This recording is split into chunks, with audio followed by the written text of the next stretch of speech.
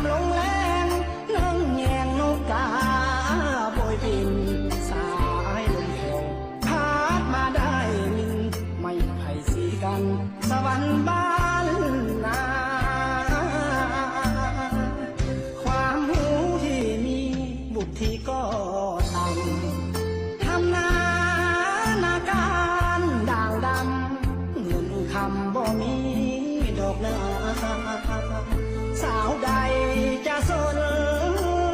คนบ่มีปริญญาหนุ่มผ้าแพรผ้าขมา